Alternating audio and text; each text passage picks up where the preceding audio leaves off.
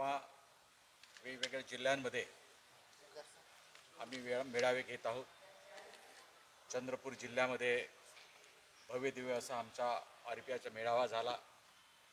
अमरावतीमध्ये सुद्धा आमचे काही मेळावे झाले, तिथे जास्त झालेत. आज सोलापुरामध्ये आमचा मेळावा आहे.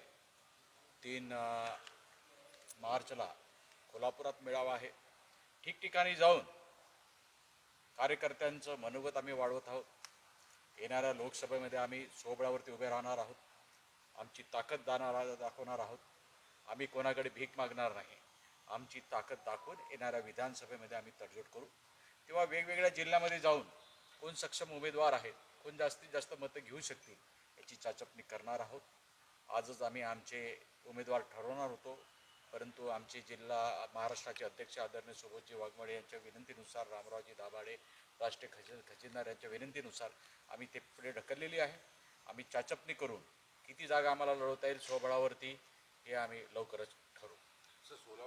सोलापुरामध्ये सुद्धा उमेदवार असण्याची दाट शक्यता आहे, परंतु आमचे महाराष्ट्राचे अध्यक्षच हे स्वतः सोलापूर जिल्ह्यातले असल्यामुळे त्याचा संपूर्ण निर्णय हे महाराष्ट्राचे अध्यक्ष सोलापूरपुरता हे सोबतजी वाघमोडे साहेब घेतील. काय आमचा सर्वधर्म समभाव हा विषय राहील. बाबासाहेब आंबेडकरांचा विचार, शिवसाहेब फुले शाहू यांचा विचार, तर हा विचार घेऊन आम्ही पुढे चाललो आहे. आणि ज्याप्रमाणे आम्ही काँग्रेस पक्ष टिकवलेला आहे, आमच्या पक्षाने त्यांना ताकद देऊ. राष्ट्रवादी पक्षसुद्धा आम्ही टिकवलेला आहे आमची ताकद देऊन. त्याप्रमाणे बाबासाहेब आंबेडकरांचा पक्ष, मूळ पक्ष जो माझ्याकडे आहे, त्याला त्यांनी ताकद द्यावी. म्हणजे आमचा पक्ष आम्ही मोठा करू, परंतु तुमच्या पक्षाला आम्ही ताकद देणार नाही, हे चालणार नाही. आता जर आपण 3-4 वर्षापूर्वीचं जर सगळं बघितलं, गणित बघितलं, तर त्या ठिकाणी म्हणजे ज्या पोटनिवडणुका झाल्यात, सोलापूरला पोटनिवडणूक झाली, भारत फालके हे यांचं निधन झालं. नंतर जितेश अंतापूरकर यांच्या वडिलांचं निधन झालं होतं. त्या दोन्ही ठिकाणी एकच निळा झेंडा होता आमचा.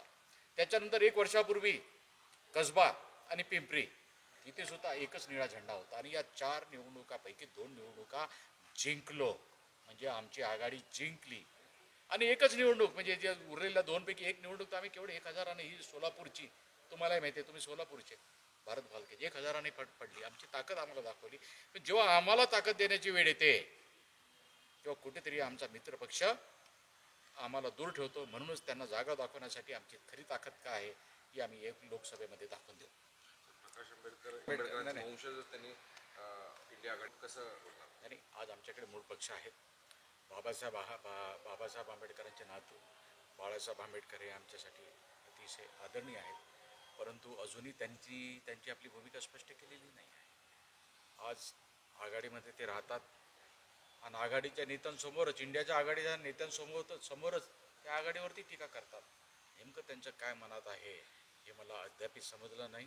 परंतु मला तर एक प्रकारचं आव्हान राहील, म्हणजे हे निवडणुकापुरता नाही आहे, मी याच्यापूर्वी बरेचदा आव्हान दिलेलं आहे. बाळासाहेब आंबेडकर तुमच्या मागे नाव आहे आणि माझ्याकडे मूळ पक्ष आहे.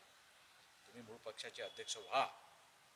2ऱ्या क्रमांकाचं पद रामदासजी आठवले, 3ऱ्या क्रमांकाचं पद जोगेंद्रजी कवाडे आणि नंतर 4थ्या क्रमांकाचं पद त्यांची इच्छा असेल तर मी घेऊ शकतो. अशा प्रकारची आघाडी घेऊन 1996 ज्या प्रकारे आपण ताकद दाखवलेली होती तशा प्रकारची ताकद आपण दाखवू शकता. आपली ताकद जास्त आहे, त्याच्यामुळे आपला वाटा जास्त राहील.